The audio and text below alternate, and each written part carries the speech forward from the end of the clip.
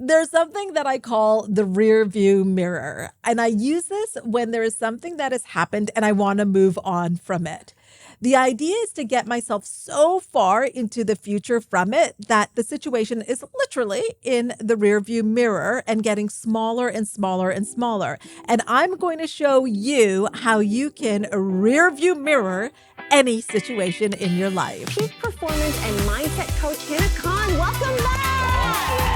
I make it part of my self-image, and the more I rest, the more I make. Hina Khan is an extraordinary woman. She has a very extraordinary understanding of how the mind functions. Welcome to Possibilities with me, Hina Khan. I am a peak performance mindset coach, and I help my clients create a life that they love with ease, joy, and fun.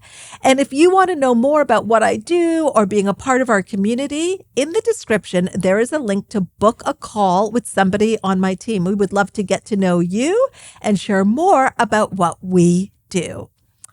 So let's say there is a situation that happened that you have to deal with, and maybe you're still dealing with it. We can use this technique really to cut the energetic cord of the situation so that you're not emotionally tied to it, even if it is still playing out. So the situation is still happening, but you're feeling neutral about it. That's the goal. And we do this by using our higher faculty of perception. Perception gives us the ability to see things from varying vantage points. I remember once being at the Hilton Hotel in Markham, Ontario. I was there for training, and the glass elevator is in the middle of the lobby. And so as you are coming down, you can see the whole lobby. It's quite lovely. I was staying on a high floor. So I was waiting for the elevator, and I'm just looking over the balcony actually to try to see if some of my colleagues were down there. And everything looked so small from that perspective. So we can use the same sort of idea, use this faculty of perception to help us in so many different ways, including moving on from things. You know, as I say this makes me think of when I was practicing psychotherapy, and one of my clients was bringing up something from like 2 decades ago. But the way that she was talking about it, you would think it was still happening right now. 2 decades ago, 20 years of time, and she's still embroiled in it. So this is what we want to do. We want to cut that off so that you can get on with your life and not have things from the past still have a hold on you. With the rear view mirror distinction, the first thing you want to do is actually connect with your goal. Maybe your goal is to build a 7-figure company. Maybe it's to be in a different relationship. Think about that goal. Think about it right now with me and get emotionally involved with it. You're dating that person. You're in that relationship. Or you have that 7-figure company. What are the types of things you are doing? What are you focused on? Who are you mixing with? Really feel it. You are running a 7-figure business. You are featured in magazines. You are a sought after guest for TV, for podcasts. You're on my podcast. People want you to share your story on stages. You're contributing to your community in a really big way. Perhaps you've started a foundation. There are people that you once looked up to that are right now friends or colleagues. Or maybe you're dating that person. You're in a healthy relationship. You love coming home to that person. You love the connection that you have. You feel secure and confident. You feel like you can count on this person. There's no games, no drama. It's all really feeling good. That's what you want to feel into. Are you there? Tell me, are you there? Can you feel it? And now from that place, think of that current situation. And what you're going to find is that it's insignificant. Oh my gosh. It is so far from where you are at. It's in your rear view mirror, getting smaller and smaller.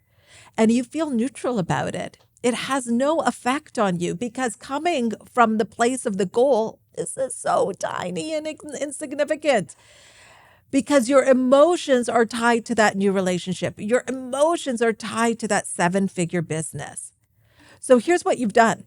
Psychologically, you've gone to the place in your imagination where this situation is irrelevant. And what you desire and how you feel about what you desire is the focus. This is the dominant thing in your life. That situation that felt so big, it's in the rearview mirror. You have literally put it behind you. It's inconsequential, insignificant, irrelevant. You may have to take action on it for sure. Maybe there's a conversation you need to have. Maybe there's an email. There's some things you've got to tie up, but you're doing it from a neutral place. It does not have a hold on you. So whatever you need to do in the physical world, do it, close it up. And you're emotionally removed from it. It's in the rearview mirror. The energetic cord has been cut. You've made your future so big, so bright, so beautiful that it literally dwarfs the thing that has happened. There is another element which is important as well. You want to take with you what you have learned from this experience that happened. So at the end of the day, you're remembering the learnings from it. Because let's face it, whether we like it or not, mirror, mirror on the wall, it's a reflection of something in us that has been shown to us.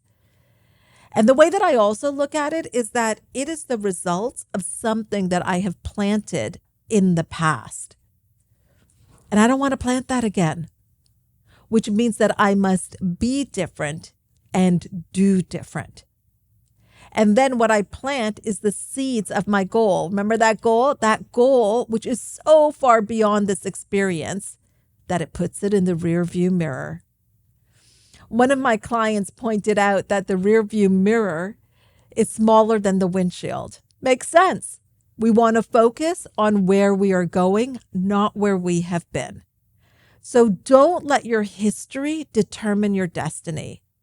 What happens is your image of yourself, your emotional involvement to your goal is bigger than your setbacks, missteps, or errors.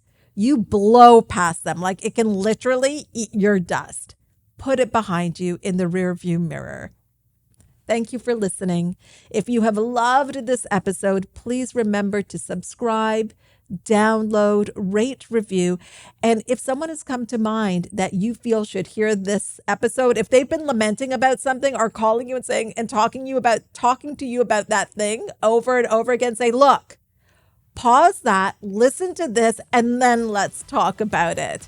And remember, if you want more information about what we do and how we do it, click the link to book a call with my team, and I'll see you next time.